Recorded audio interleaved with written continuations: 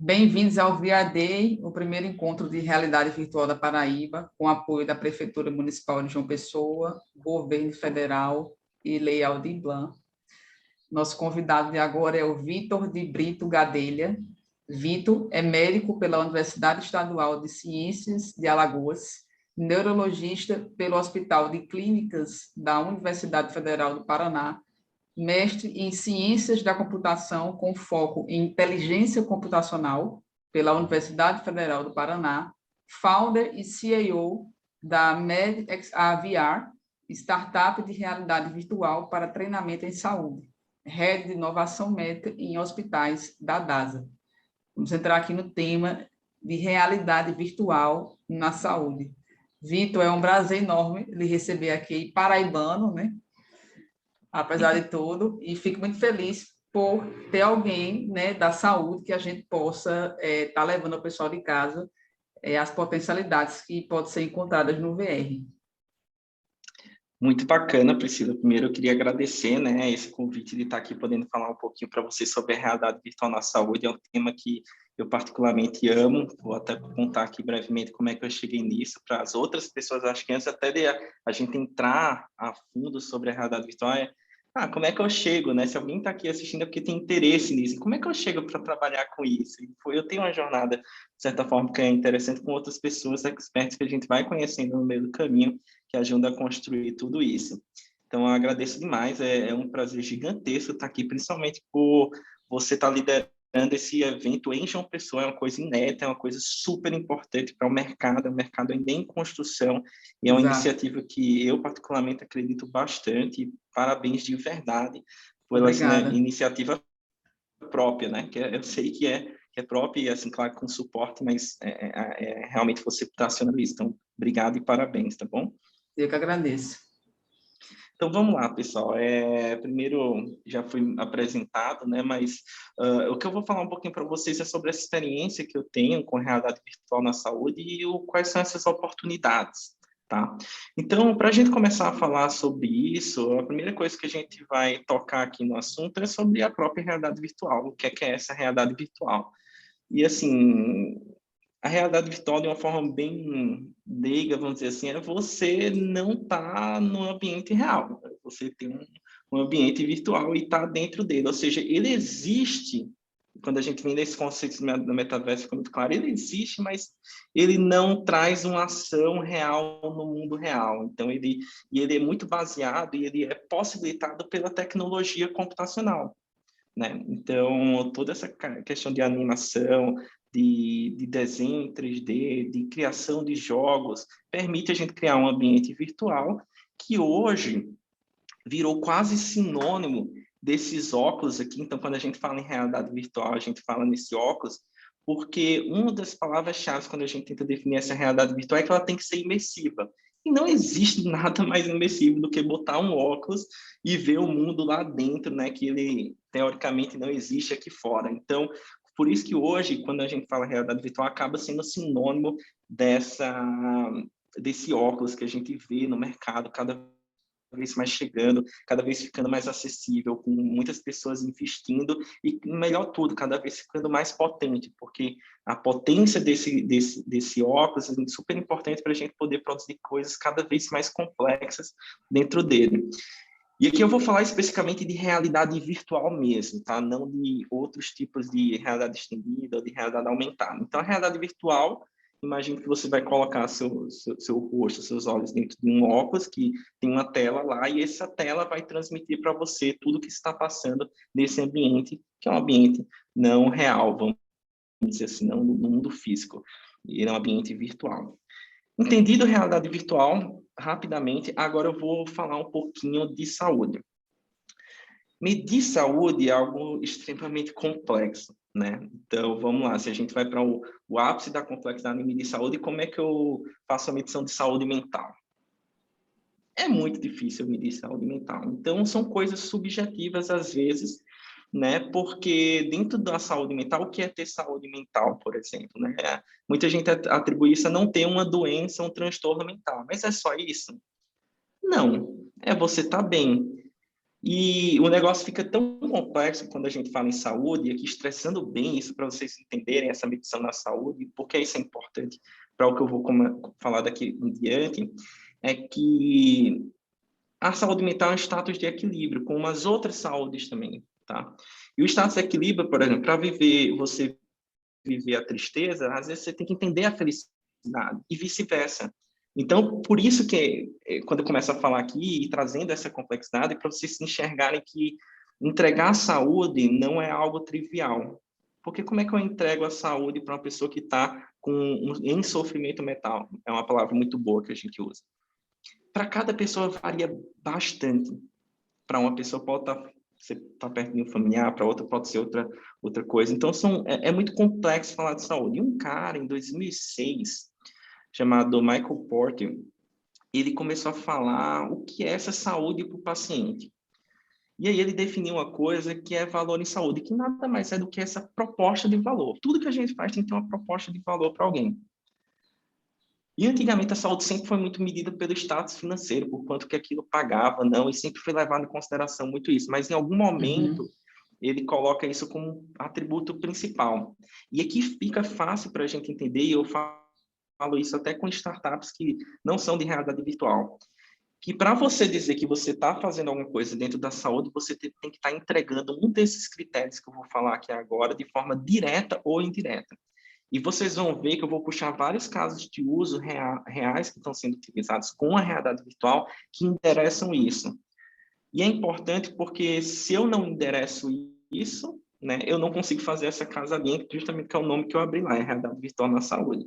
Então, eu tenho que saber realidade virtual, eu tenho que saber o que é entregar a saúde. Exato. O primeiro ponto aqui é essa questão da pertinência. E o que é pertinência, para vocês entenderem, né? É eu fazer algo de forma adequada. Ou seja, se eu vou indicar um tratamento para substituir, colocar uma prótese de quadril numa senhora, e vamos exagerar aqui para ficar muito claro, tá? De 150 anos, com 50 anos com Alzheimer avançado e 25 anos de Parkinson avançado. Eu fiz algo com pertinência? Provavelmente não. Eu indiquei esse procedimento com pertinência? Provavelmente não. E aqui o valor que eu atribuo se eu não tenho pertinência é zero. Zero vezes qualquer coisa, zero, zero, eu estou entregando zero de valor em saúde. E aqui vocês vão começar a entender onde é que eu quero chegar. Como é que eu entrego pertinência?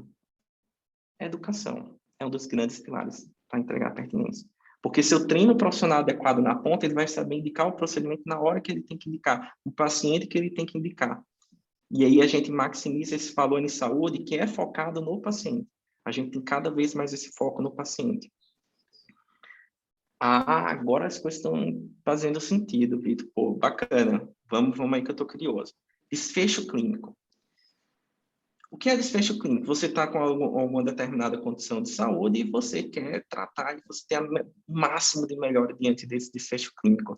A realidade virtual tem só um capítulo que a gente vai comentar, alguns casos mais para frente, de tratamento digital com realidade virtual.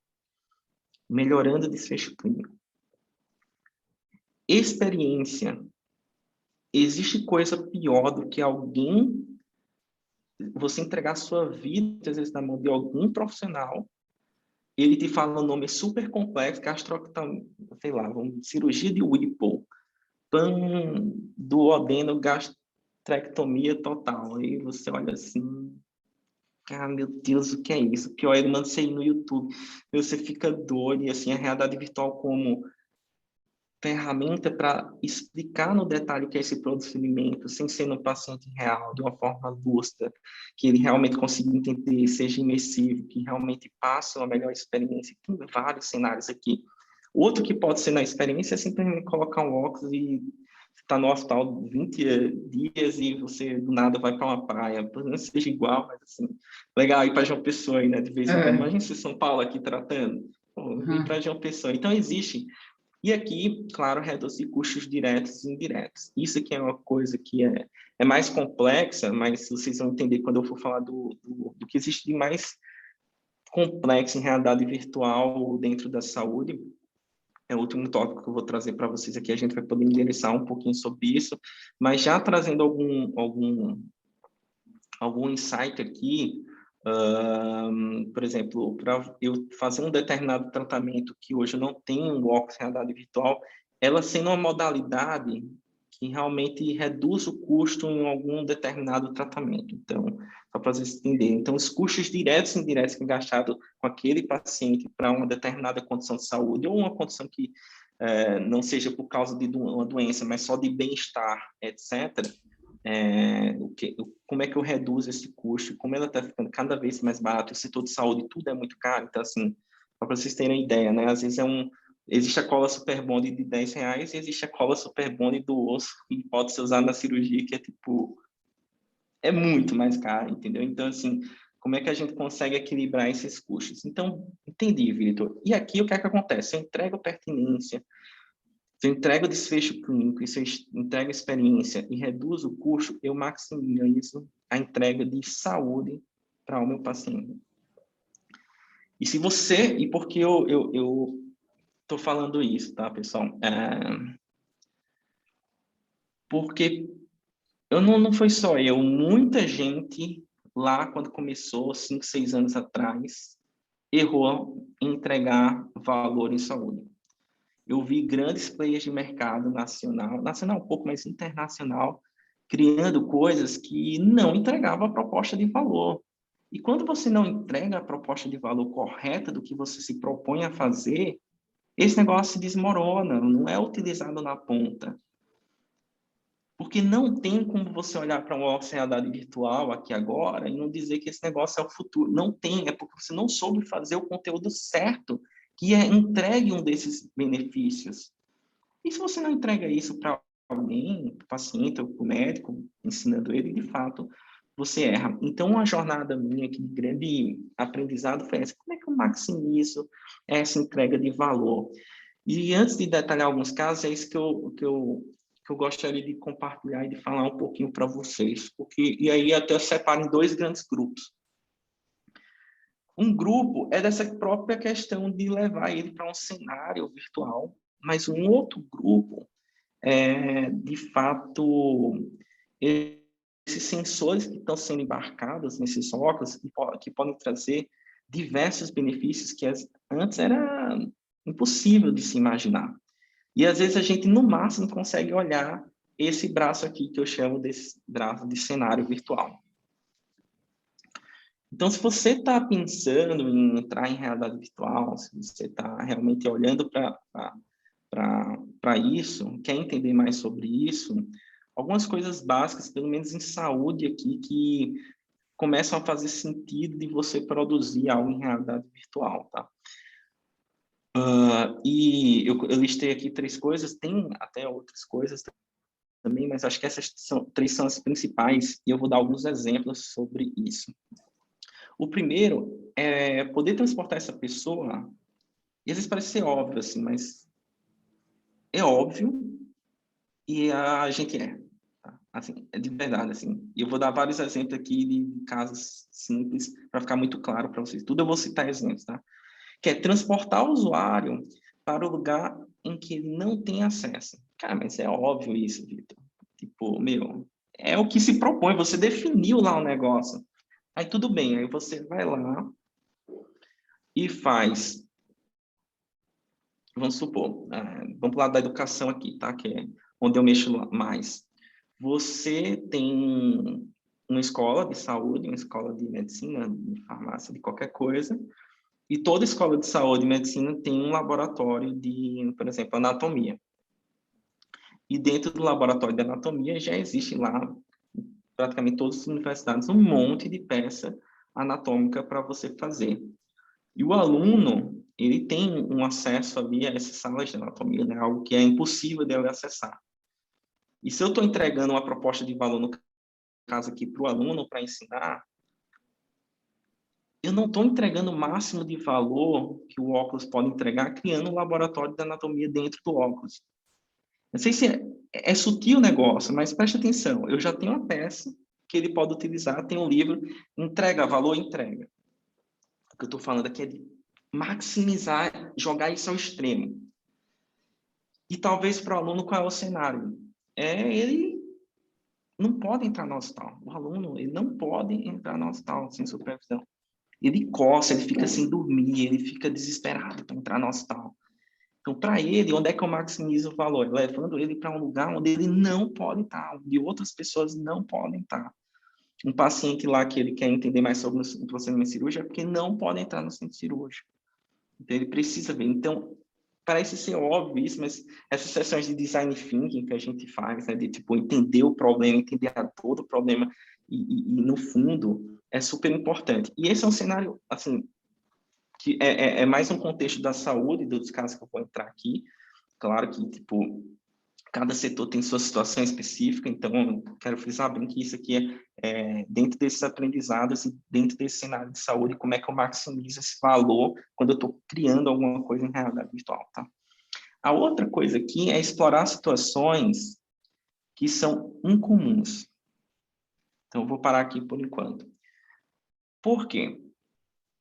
Eu treinar ou gravar um vídeo em 3D, com a câmera 3D, né? De alguém fazendo um acesso periférico aqui, talvez é algo que acontece todo dia, sei lá, 200, 300 vezes por dia numa unidade de saúde, num negócio. Então, assim, ela não é uma situação incomum. Então, quando você vai gastar o tempo de produção, apesar de ser interessante, ser importante, dependendo do que você quer fazer, aqui, muitas vezes, a gente tem a oportunidade de fazer coisas que ele nunca vai ter a chance de ver na vida, dentro do cenário de saúde. Por quê? A gente lá vai na medicina, passa 6 anos aprendendo uma determinada situação. E existem situações que em 6 anos não deu tempo, ela é tão rara que não deu tempo dela acontecer. E aqui eu posso explorar essa situação em comum, porque quando acontecer de fato, ele vai poder saber o que fazer. E as coisas que acontecem no comum, ele já vai aprender durante os 6 anos.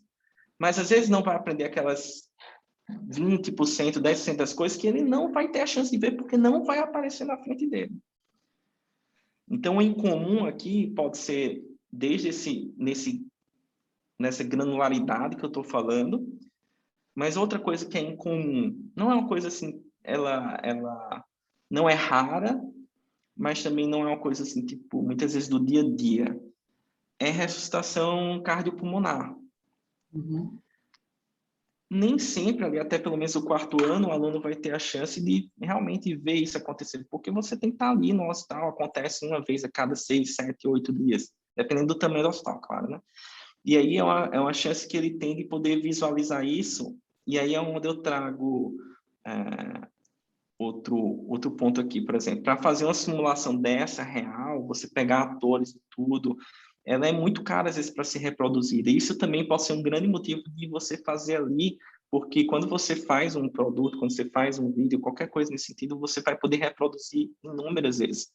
Então, uma situação que ela é fácil de ser reproduzida, só pegar ali fulaninho e fulaninho e tal, talvez não seja o melhor cenário, por exemplo, para a gente utilizar em realidade virtual.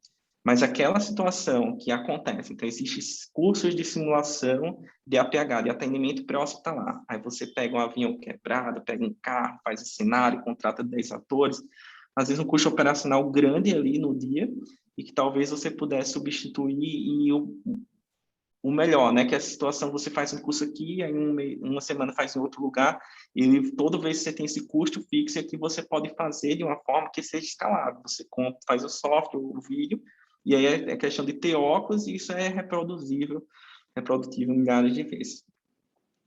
E aqui é o mais legal de tudo, tá, pessoal? Que aqui para a saúde, especificamente em alguns tópicos, faz muito sentido. Agregar cenários com toque do impossível, da impossibilidade. Porque a partir do momento que eu estou lá vendo uma determinada situação de saúde, uma condição clínica dentro do óculos de realidade virtual, atendimento de um paciente de emergência, o que é impossível para a gente no mundo real é deixar, por exemplo, a pele dele e o músculo transparente para eu ver como é que está o coração dentro, em tempo real. E quando você consegue fazer isso, sabe aquela sacada? E é muito legal, porque assim, eu faço algumas coisas em ultrassom e o cara não consegue entender o movimento, não tem jeito, aí você só deixa a pele da pessoa transparente e o cara... Eu entendi esse negócio. Se eu reproduzir da mesma forma como a gente vê no real, eu não vou conseguir explorar o máximo de valor que eu posso dar no virtual. E isso é muito legal. Quando a gente aprende a utilizar essas três coisas aqui, e elas não são verdades absolutas, mas se você está imaginando alguma coisa, algum negócio em realidade virtual, está avaliando alguma coisa, se você tiver esse enfoque, a chance de você errar é menor. Pode ter certeza. Queria até ver aí depois o comentário, eu estou ansioso para discutir isso aqui com o pessoal, que é muito legal. E todo mundo está aprendendo agora, né? Todo mundo está aprendendo agora. E a outra Exatamente. ponta que é captação de dados. Aqui é onde existe também muita possibilidade, tá? Na saúde como um todo, aqui não é realidade virtual, mas aqui eu estou mais colocando o movimento do Facebook com Meta e com Metaverso, até para a gente raciocinar, vamos até além aqui. Eu vou extrapolar um pouquinho aqui até de saúde para falar negócio aqui também, mas é um parêntese aqui, tá? É um parêntese. Que assim, quando você imagina que ele deixou $100 mais barato, era $399, do ano para o outro deixou $299, mais acessível, faz comercial e mira no B2C, ou seja, direto para o cliente, né? E aí ele faz uma coisa, mas você precisa logar na minha plataforma. Por que ele faz isso? Então, existe uma coisa aqui muito importante. Esses óculos, eles vêm com acelerômetro e giroscópio, 2 sensores básicos, mas eles vendem tanto no óculos como também no controle. E isso daqui vai estar pegando dados ali do teu dia a dia, do teu movimento.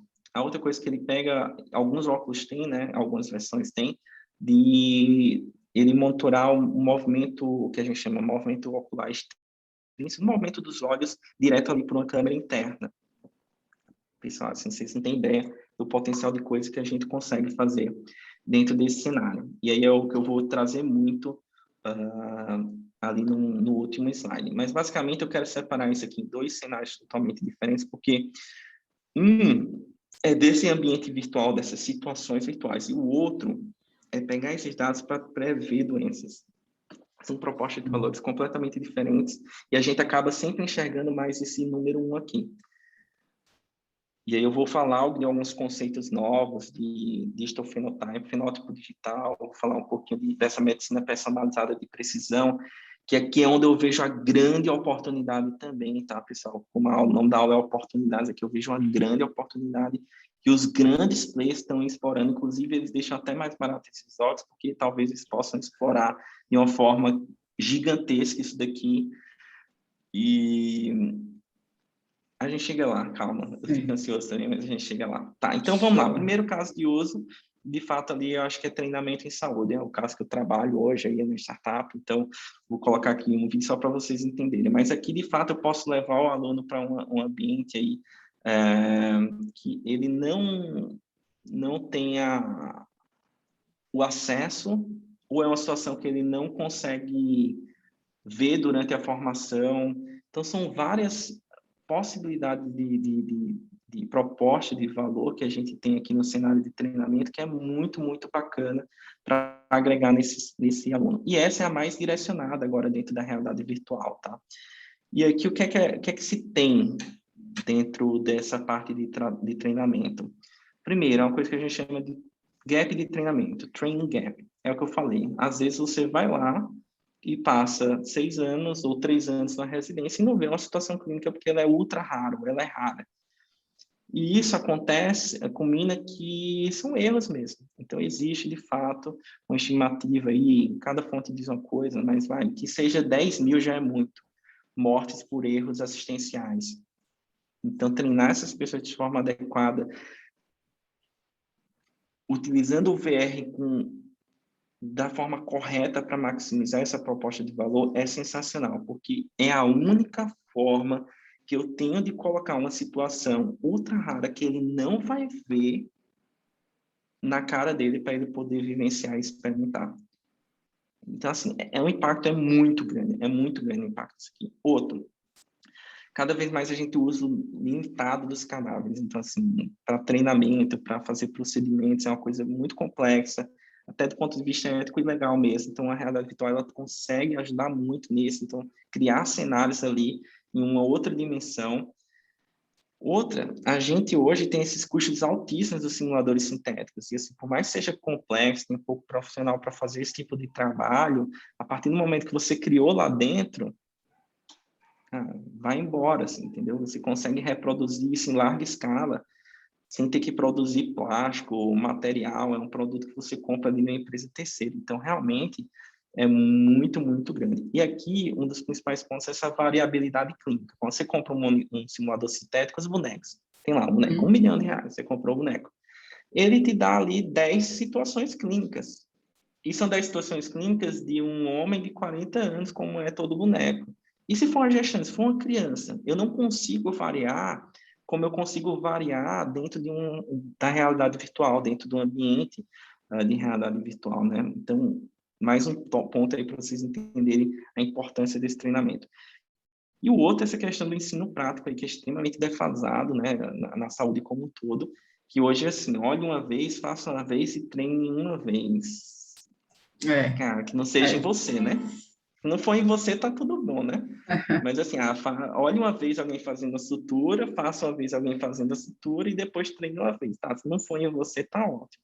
E aí, é aquele que eu coloquei, né? É uma situação que ele pode, de fato, de uma forma imersiva, treinar isso e se sentir mais confiante para ir para a prática em algum momento. Então, o cenário de treinamento é um cenário com muito valor aí de uma maneira geral, tá?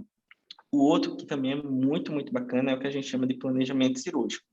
Então, o Hospital Oswaldo Cruz tem até estão trabalhando de forma super efetiva no simulador aí de planejamento cirúrgico, que aí é um pouco diferente. Por quê? O que é que acontece?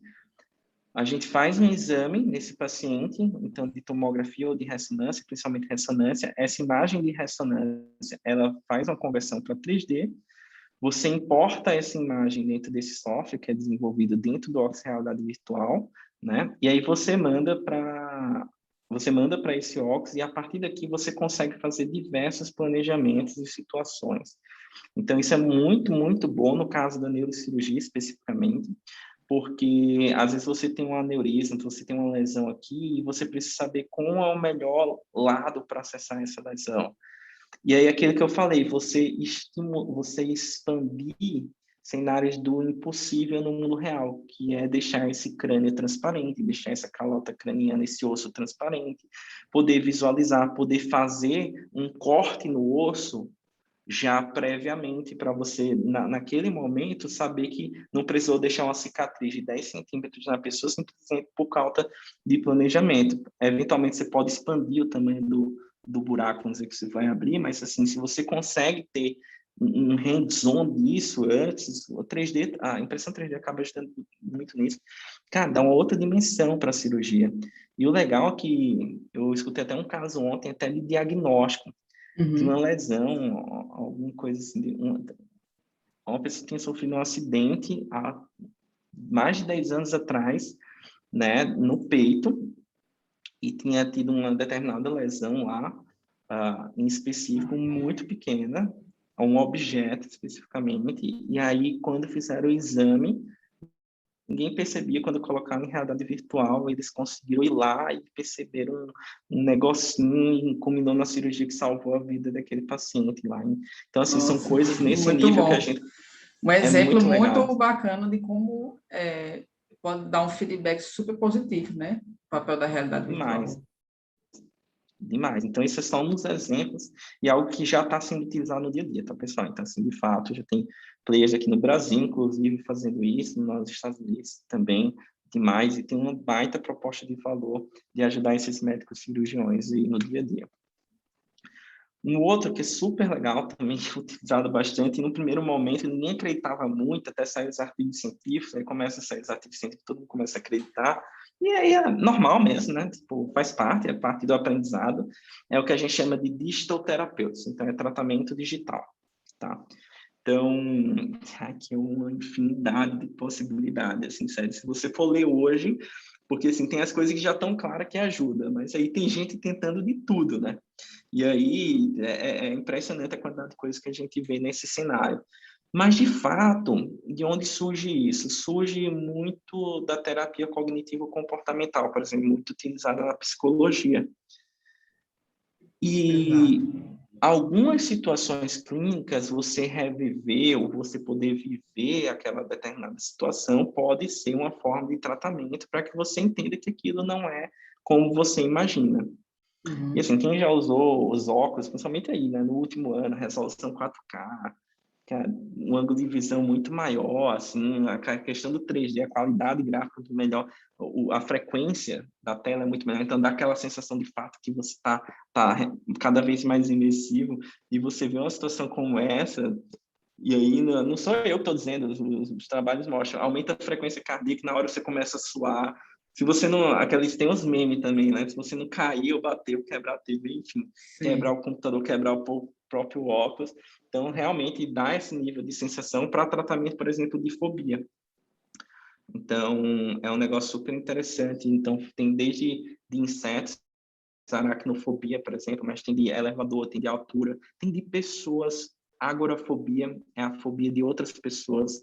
Então, você colocar essa pessoa em cenários, e aí faz muito sentido esse tipo de tecnologia, né? Não sei se você já viu aí, tem alguns casos, mas é muito bacana esse tipo de cenário. E não só para isso. Então, o transtorno do estresse pós-traumático, quando aquela pessoa não pode revisitar um ambiente que aconteceu aquele trauma.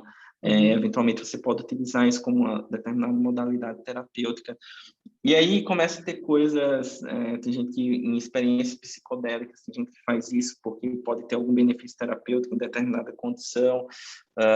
Tem muito caso de uso, e tudo isso a gente agrupa nesse capítulo de tratamentos digitais. Um dos melhores utilizados também é na casa da reabilitação, e que eu sou neurologista de formação, então assim, é algo muito legal, muito potencial de auxiliar, então eu vou destrinchar um pouquinho aqui só para vocês. Minha ideia aqui é dar um overview, tá, pessoal? Animar vocês para trabalhar com isso. Uhum. Assim. Então, quanto mais a gente anima as pessoas, é bacana. Então, o que é que acontece? A gente pega a doença que mais mata junto com o infarto no mundo, doença aguda, que é o AVC, né? E o AVC, um AVC clássico, assim, vamos dizer, você perde a metade do movimento do corpo, vamos dizer assim, tá? E por que você perde a metade do movimento do corpo? Porque aquela área que era responsável, que fica nessa região aqui, mais ou menos, pelo movimento do teu corpo, ela morreu. É isso que acontece, né? O vaso lá que joga o oxigênio naquela região, ele foi entupido, o AVC do tipo isquêmico, e aquela área morreu. E aí, se sabe, pelo mecanismo que a gente chama de neuroplasticidade, que nesses primeiros dias, outra área pode meio que ela assumir essa função, porque aquela área ela morreu, não tem mais, não passa mais nada elétrico ali.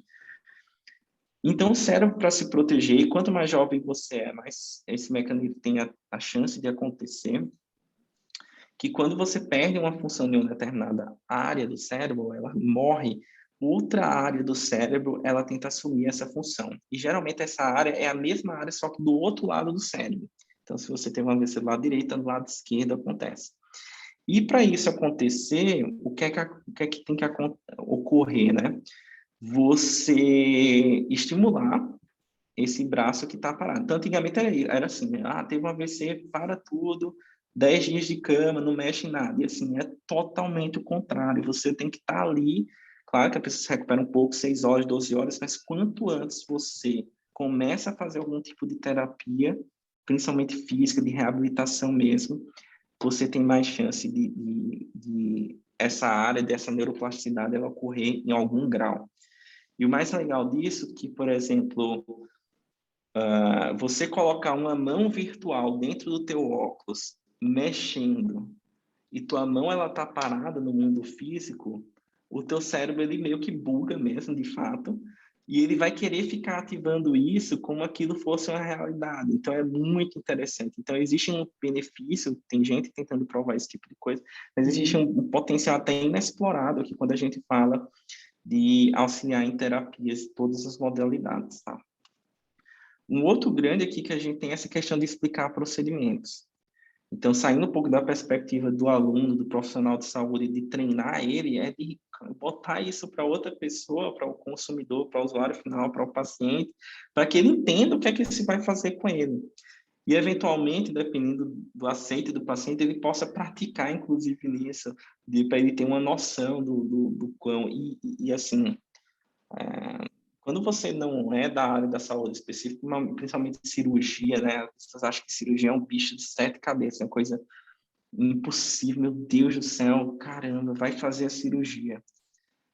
E assim, não é algo de extremo impacto, claro, para o paciente, inclusive, mas do ponto de vista técnico, tem todas as técnicas, é algo que precisa de uma habilidade para se fazer, mas, cara, é lá, às vezes é pegar, fazer o nó, fazer um corte, então todo o procedimento, e ele poder entender aquilo talvez tire um pouco de ansiedade, é isso que muita gente tem tentado provar, que você acalma aquela pessoa, que ela entende que, nossa, não é algo que só mágicos conseguem fazer, é algo que está lá, é uma técnica que tem um corte, que o risco tal ela é muito baixo, e aí não só falar, não, o risco é baixíssimo, vai dar tudo certo. Ele vê lá que o risco ele é extremamente baixo, porque o vaso está longe, ou não vai passar no nervo, enfim.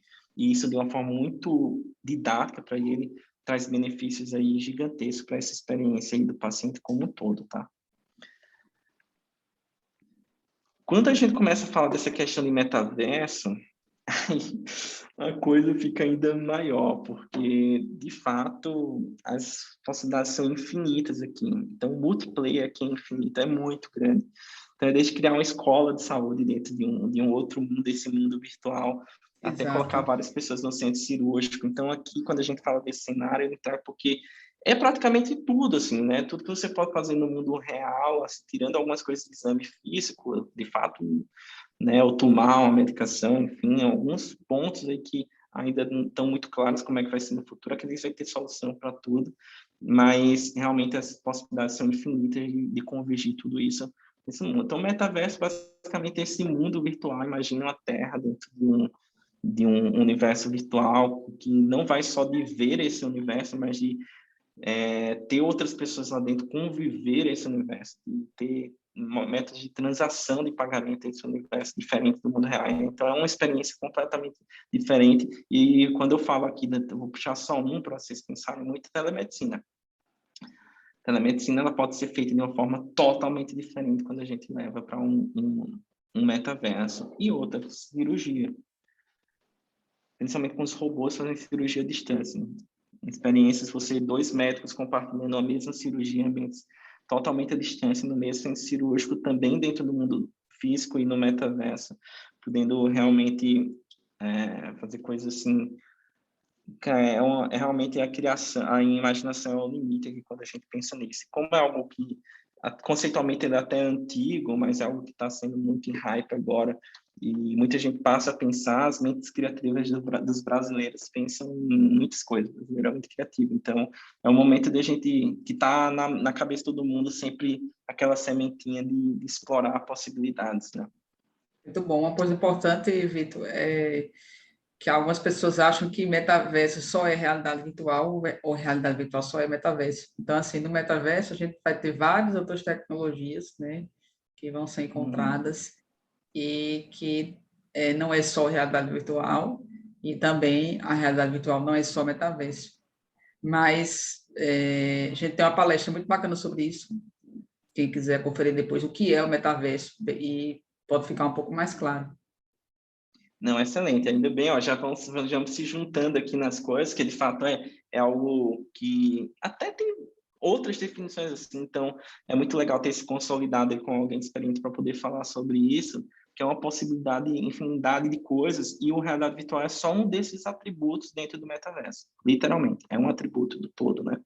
Exato. E aqui, Só outro dentro do eixo... parênteses que eu fiquei Opa, pensando, né, assim, da sua palestra muito rica da área de saúde, o metaverso está se desenvolvendo, mas assim, você falou muito essa questão do aluno, né, já ter acesso ao hospital, né, assim, poder ter acesso através da realidade virtual, de experiências de plantão e tudo mais, e quem sabe dentro do metaverso não possa existir um hospital, cidade universitária, onde as pessoas, para avançar para uma fase seguinte, tinha que passar por experiências antes, né? E se ela errar essas experiências dentro, alguma coisa acontece, e ela é penalizada por isso. Então, Uma coisa que eu estava discutindo com outro colega de VR é que a melhor experiência é a experiência. E o VR vem para solucionar justamente isso, trazer essas experiências, né? Então, é uma coisa bem legal aí que você Exatamente. tocou, de criar fases dentro de um hospital virtual, onde a gente possa gamificar essas experiências junto com o conteúdo que o aluno vê durante a universidade, né? E antecipar essas situações de risco para quando ele chegar no realmente, de fato, estar bem mais preparado.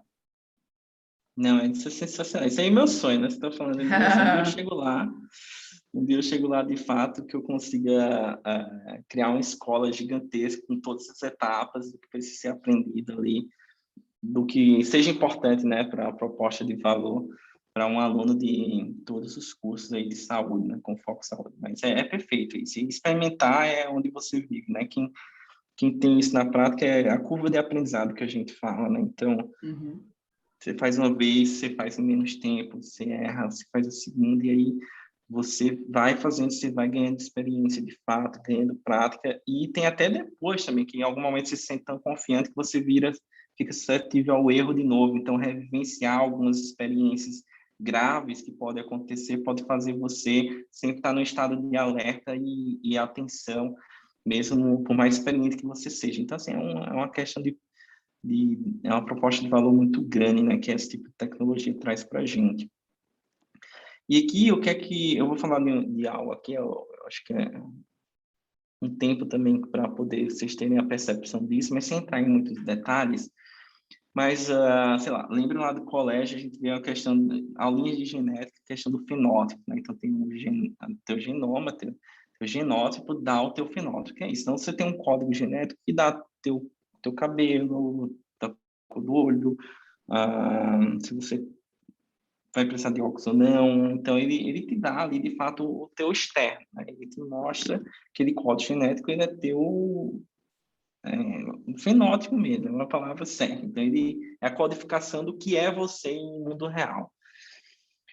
E perfeito, isso aí está muito claro para a gente, né? Tanto se ele alterar a gene lá, então pode fazer um ratinho nascer com a orelha do humano, então já teve várias coisas aí nesse sentido, fazer ele ser translucente, brilhar no neon, então são aquelas letrinhas lá que dá com essa externalização do que nós somos. E isso é super importante dentro da saúde, isso é estudado, está tranquilo. Mas existe uma coisa aqui que a gente está vendo e vai muito além da saúde e da medicina, tá? Isso aqui, para falar a verdade, que é o que a gente chama de digital phenotyping. E o que é esse digital phenotyping? É ter dados de mundo real, que a gente chama, e aqui ele entra muito nessa questão de digital biomarkers, tá? É a realidade virtual. E ele é muito forte nisso daqui, porque é o que eu vou explicar. O que é um biomarcador? Um biomarcador vamos colocar assim para cima, é um exame que ele não te diagnostica necessariamente, mas se você tem ele positivo, a chance de você ter aquela doença é maior. Exemplo, não existe um exame que feche a doença de Alzheimer, mas se eu faço uma ressonância da tua cabeça e vejo que a área que a gente chama do hipocampo, ele está reduzido, ele é um marcador que você pode ter doença de Alzheimer. Aí, se você tem muitos sintomas de Alzheimer, você vê aquela imagem, beleza, vamos colocar que é doença de Alzheimer. E aí o biomarcador, quando você junta um biomarcador com outro biomarcador, ele te ajuda muito em diagnósticos. Então, um exemplo. O cara não tem sintoma nenhum de doença de Alzheimer, mas ele veio com essa imagem, ele se queixa alguma coisa, na verdade, assim, não sei, estou me achando estranho, é tipo inicial, assim. 3 anos antes, 2 anos antes, ele começa com alguma coisa que é muito imperceptível. E você olha para a ressonância e tem aquela atrofia ali, alguma coisa, ela diminui um pouco também a área da memória, lá e você, tá, é um marcador. E aí você pode usar outro marcador para fazer, tirar líquido da coluna lá, tem ali você medir uma proteína, então ela não é que é positivo ou negativo para a doença, mais uma vez, mas se ela vier alta, outro marcador. E esses marcadores, quando você junta, ele vai te dando esse raciocínio clínico para você fechar esse diagnóstico. No digital, o que é que acontece? Esse marcador, ele é infinito, gente, assim, é muito grande. E eu vou dar alguns casos, tá? A partir do momento que naquele eixo 2 eu falo que você tem acelerômetro, giroscópio nos dois controles e na tua cabeça aqui, literalmente, e as câmeras traqueando teus movimentos, o fato de você segurar um controle, você está jogando um jogo, e no momento que você para a mão, você trema a mão, ele pegar esse sinal de tremor, isso tudo está gerando dado, e isso vira um biomarcador digital, tá? Por quê? Porque no Parkinson você tem um movimento em pílula na frequência X, e no tremor essencial, que é o tema das pessoas, é um movimento muito maior. E aí você cria algoritmos, então, e você agrega isso com a inteligência artificial para criar esses algoritmos que vão te predizer se você tem uma doença ou não. Ah, esse negócio ficou mais interessante, tá? Vamos para um nível até maior agora. Tem a doença de Parkinson, que é essa doença que causa tremor, lentidão, que ela tem várias outras doenças que são iguais, né? A gente chama de doenças da síndrome parkinsoniana. E tem uma específica que ela é muito mais grave. Ela evolui de forma muito mais rápida. Não tem tratamento, um tratamento que ajude muito bem, que é a chamada paralisia supranuclear progressiva. E a diferença de uma doença para outra, sabe que no começo é muito difícil a gente conseguir fazer isso no consultório. Eles têm tremor, mas o eixo o teu eixo de equilíbrio está desviado para trás. E aí quando você começa a pegar esse dado de equilíbrio e começa a processar o algoritmo, você começa a criar esse algoritmo de diagnóstico diferencial entre doenças que hoje é impossível a gente fazer. Vitor, entendi. Na neurologia, pelo menos, o olho, ele mostra muita coisa. Então, tem um grupo de doenças que a gente chama de ataxias, que é tipo um desequilíbrio que a pessoa tem.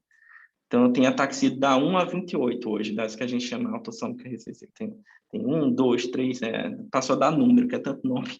Então, assim, você pegar o olho desse, o olho treme, esse olho vai para cima, não sei o que, tem vários padrões, tem uma startup que faz isso, não no Brasil, lá fora, fazer diagnóstico dessas doenças e outras, tem pelo o padrão de biomarcador.